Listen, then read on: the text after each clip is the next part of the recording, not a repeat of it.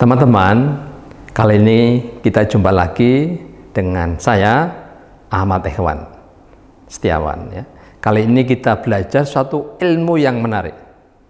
Ilmu yang seringkali Anda dengar, Anda sudah lakukan, dan seringkali Anda praktekkan dalam kehidupan sehari-hari. Meskipun istilah-istilah di dalamnya barangkali Anda tidak tahu. Apa itu? Ilmu manajemen pemasaran. Banyak hal yang terkait dengan manajemen pemasaran. Kali ini kita akan fokus pada beberapa hal. Yang pertama adalah apa pengertian manajemen pemasaran. Yang kedua adalah kita akan belajar sejarah munculnya ilmu manajemen pemasaran. Berikutnya kita akan bahas tentang pentingnya manajemen pemasaran dalam kehidupan sehari-hari maupun dalam perusahaan maupun dalam kegiatan bisnis.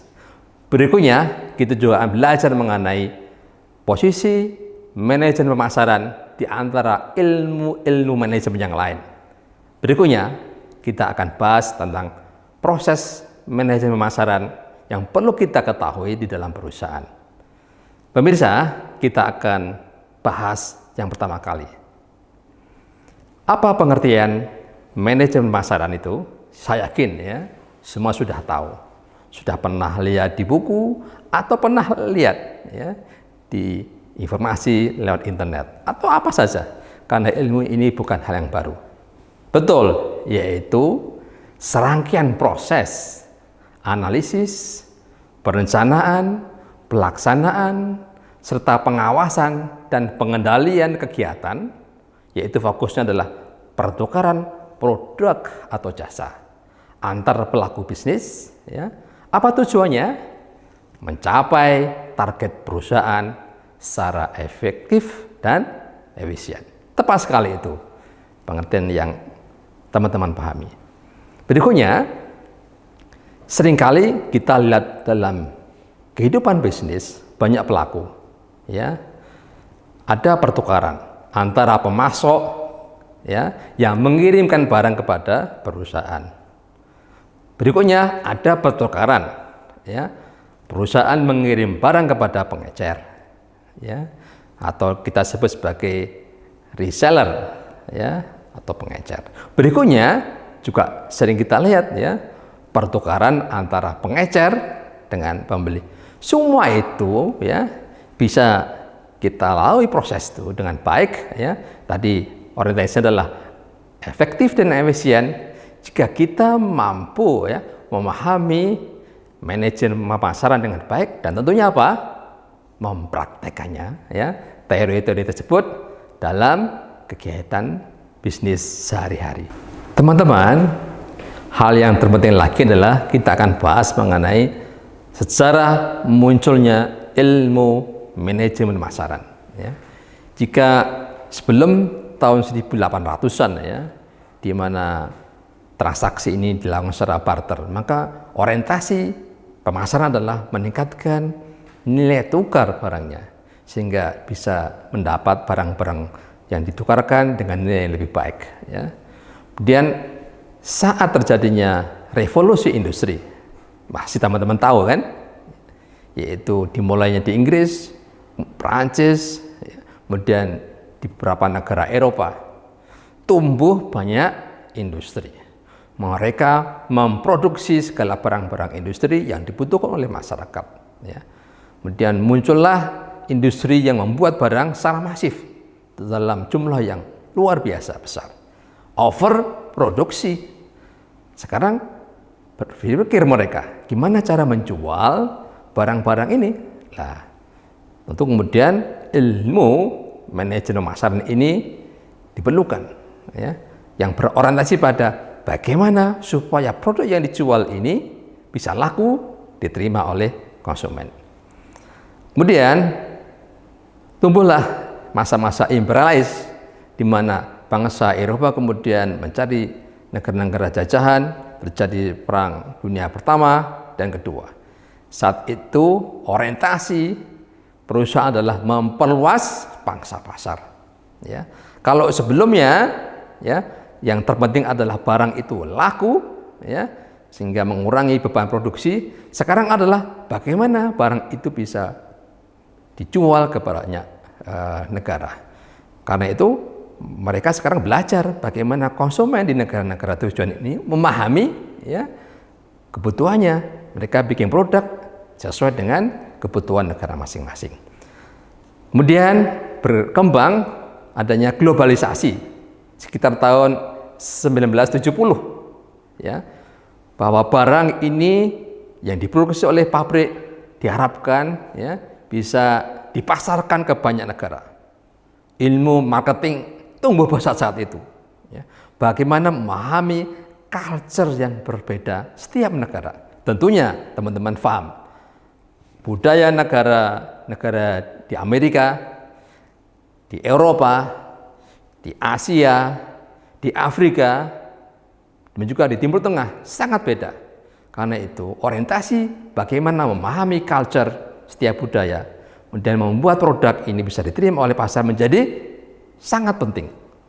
Berkembang istilahnya konsep orientasi pasar, loyalitas, kepuasan dan sebagainya ya. Teman-teman, setelah ini lewat ya, kita sekarang memasuki masa yang luar biasa, yaitu berkembangnya digital, berkembangnya teknologi informasi ya. Sekarang fokusnya tidak lagi memasarkan produk ya lewat media-media yang konservatif, tapi lewat teknologi. Karena itu tahun 2000 ya, kemudian sampai sekarang berkembang ya luar biasa yang disebut sebagai internet ya, teknologi internet yang digunakan untuk memperluas jejaring pemasaran. Konsep-konsepnya menjadi luar biasa ya. Kita kenal ada digital marketing, ada e-commerce dan sebagainya. Teman-teman, kita akan lihat berikutnya. Kenapa kita semua belajar tentang manajemen pemasaran? Ada banyak hal yang perlu kita pahami. Yang pertama adalah ya, dengan memahami manajemen pemasaran, maka perusahaan bisa menyampaikan produk ya. Produk di sini bisa jadi dalam bentuk barang atau jasa ya kepada konsumen dengan baik ya. Kalau tanpa ilmu ini barangkali nyampe ya produk itu ya, cuman tidak bisa ya nyampe kepada konsumen secara optimal ya. Berikutnya adalah ingat bahwa tadi ya dalam perusahaan ini ada bagian produksi yang tugasnya adalah menghasilkan produk ya. Bagian marketing adalah berfungsi untuk mendukung ya bagian produksi sehingga produk ini bisa sampai kepada konsumen ya. Sehingga produknya ya bisa dihasilkan ya, dan nyampe pada konsumen. Berikutnya adalah kenapa kini kita pelajari ya, karena dengan memahami manajemen pemasaran maka perusahaan mampu mengetahui kebutuhan-kebutuhan yang betul-betul diperlukan oleh konsumen. Harapannya apa? Dengan memahami konsumen maka perusahaan bisa membuat produk yang betul-betul dibutuhkan ya. Berikutnya adalah dengan memahami manajemen pemasaran maka ini sebagai bagian ya visi perusahaan untuk merealisasikan ya kebutuhan dana yang diperlukan. Ingat bahwa dengan menjual produk maka perusahaan ya memperoleh pendapatan ya. Dan pendapatan ini digunakan oleh perusahaan ya untuk menghidupkan seluruh kegiatan-kegiatan perusahaan. Pendek kata teman-teman ya bahwa manajemen pemasaran adalah urat nadi dari perusahaan. Ini sangat diperlukan supaya perusahaan bisa survive, bisa berkembang ya, melewati masa-masa pertumbuhan maupun masa-masa keberlanjutan bisnisnya. Teman-teman, kita lihat berikutnya. Kalau kita pelajari di dalam fungsi-fungsi manajemen ya, maka posisi manajemen pemasaran sangat mendukung ya adanya fungsi-fungsi lain. Kita ingat ya, ada manajemen sumber daya manusia, mengatur karyawan, mengatur anggota organisasi, menentukan fungsi-fungsi divisi-divisi dalam perusahaan, Berikutnya adalah manajemen produksi. Tugasnya apa? Betul, ya. Tugasnya adalah membuat produk, ya, yang dibutuhkan oleh konsumen. Yang ketiga adalah manajemen keuangan. Tugasnya apa? Mengatur, ya, lalu lintas keuangan dalam perusahaan. Lah, manajemen pemasaran di sini adalah mendukung fungsi SDM, produksi, keuangan, ya, sehingga perusahaan bisa memperoleh, ya, pendapatan dari produk-produk yang dijual pada konsumen. Teman-teman, ya, banyak kegiatan dalam manajemen pemasaran. Saya akan fokuskan pada 7 kegiatan utama. Yang pertama adalah analisis pasar. Seorang pemasar harus mampu memetakan karakteristik konsumen yang dituju. Dengan mengenalnya, maka pemasar fokus pada target yang dituju. Yang kedua adalah seorang pemasar harus mampu melakukan riset pasar.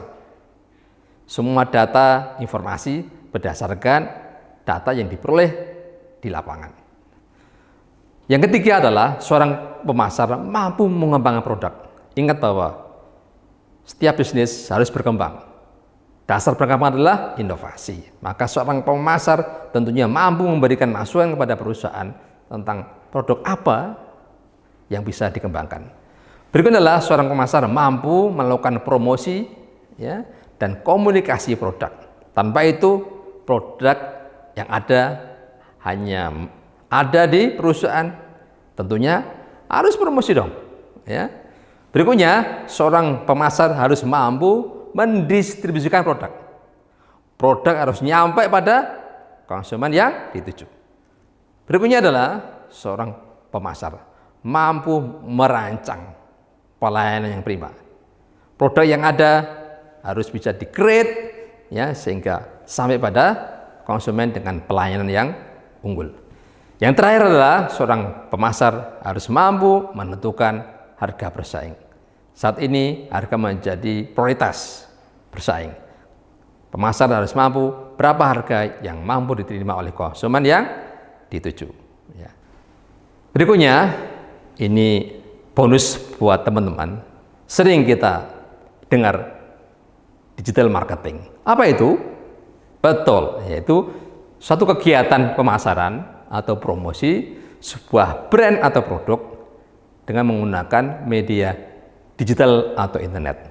Apa tujuannya? Segera, ya, konsumen yang ada di mana-mana ini mampu, ya, dituju dan mampu membeli produk yang diharapkan dari perusahaan. Teman-teman, sekarang berkembang, ya, digital marketing. Apa dasar dari digital marketing itu? Yaitu adalah teknologi pemasaran. Yang pertama adalah ini berkembang karena sekarang sudah naik, ya, konteks pemasarannya tidak lagi lokal tapi pemasaran global. Kemudian adanya perkembangan teknologi internet. Kemudian adanya perluasan jejaring pasar yang sebelumnya barangkali sifatnya adalah regional, sekarang terintegrasi, ya, menjadi global, ya. Berikutnya adalah berkembangnya e-commerce, ya, ini luar biasa. Yang terakhir adalah berkembangnya marketplace. Semua ini pemasaran global, teknologi internet, jejaring pasar terintegrasi, e-commerce dan marketplace menjadi sebuah konsep yang meningkatkan pemahaman kita mengenai pemasaran digital. Teman-teman, saya rasa semua ini kita pahami, mudah-mudahan semua paham tentang apa itu manajemen pemasaran. Terima kasih perhatiannya.